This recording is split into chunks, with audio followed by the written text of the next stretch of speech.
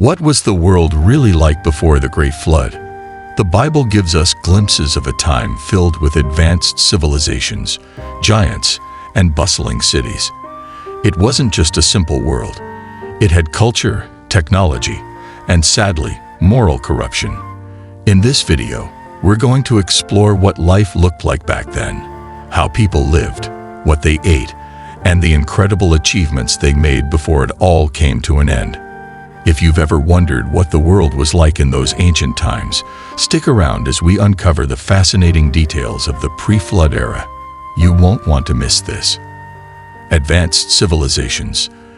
Imagine a world before the flood, where civilizations were much more advanced than we might think. The Bible mentions people working as farmers, shepherds, musicians, and even metal workers. These early societies likely had complex systems in place, with organized cities and a variety of jobs. One example is the city of Enoch, which was founded by Cain. This suggests that even back then, people were building communities and living in structured societies. These civilizations weren't just about survival, they were developing technology and culture. They had agriculture to grow food, metallurgy to create tools and weapons, and music to express creativity. It's easy to picture bustling cities where people worked hard, traded goods, and created art. Life before the flood wasn't primitive. It was likely filled with innovation and growth.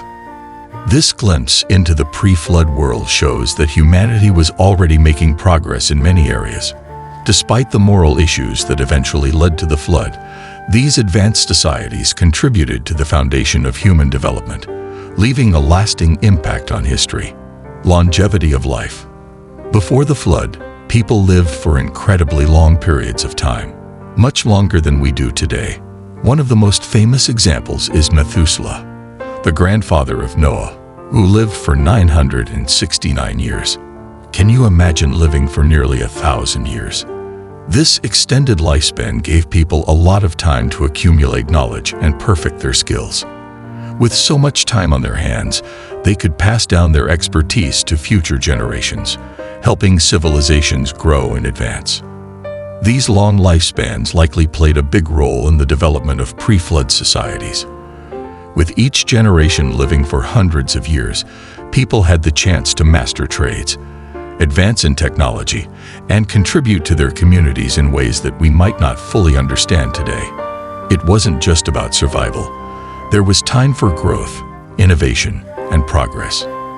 This also meant that wisdom and experience were passed down across many generations, which could explain how these early civilizations were able to achieve so much in areas like agriculture, metallurgy, and even music. The longer people lived, the more they could contribute to the world around them. Nephilim and giants. The world before the flood wasn't just filled with regular people, it also had some mysterious and powerful beings known as the Nephilim. The Bible describes them as mighty men of old, men of renown, and their presence has sparked a lot of speculation over the years. Some believe they were fallen angels, while others think they might have been the result of angels and humans coming together. Whatever the case, their existence added an extra layer of mystery to the world at that time. The Nephilim weren't just regular people, they were giants, towering over others, and known for their strength and influence. Imagine living in a world where these larger-than-life figures walked among you. It would have been a time of both awe and fear, as their power and presence likely made them stand out in society. They were not only physical giants but also figures of great reputation. Their presence in the pre-flood world raises many questions about what life was really like back then. The idea that these mighty beings roamed the earth adds intrigue to the ancient stories and gives us a glimpse into a world that was far from ordinary. Moral corruption and violence. The world before the flood wasn't just advanced in technology and civilization, it was also deeply corrupt. The Bible paints a dark picture of humanity at that time, saying that people's thoughts and actions were filled with wickedness and violence. There was a constant state of moral decay, with people choosing evil over good again and again. This widespread corruption wasn't just a small problem. It had taken over the world. The constant violence and sin became so overwhelming that it played a major role in God's decision to bring the flood. The world had reached a point where things couldn't continue as they were. The flood was seen as a way to cleanse the earth, giving humanity a fresh start and wiping away the evil that had spread so far. It's a sobering reminder of how far things had fallen. The pre-flood world, despite its advancements, had become a place of chaos and darkness. People had turned away from God, and the result was a world where corruption and violence ruled. This ultimately led to the decision to reset everything through the flood. Dietary practices. Before the flood, people's diets were quite different from what we're used to today. According to the Bible, humans were primarily vegetarian, living off plants and fruits because God had not yet given permission to eat animals. In those early days, the idea of eating meat wasn't part of the plan. People were meant to rely on the earth's natural produce for their food. However, with the growing corruption and wickedness of the time, it's likely that not everyone followed this rule. As people turned away from God in other areas of life, it's possible that some also started eating animals, even though it wasn't allowed yet. The moral decay of society may have extended into their dietary practices as well. It wasn't until after the flood that God gave Noah and his descendants permission to eat meat. This marked a significant change in how people lived and what they consumed. The shift to a more varied diet, including both plants and animals, became a part of life after the flood, reflecting the new world they were stepping into. Cultural and technological achievements. The world before the flood wasn't just about survival.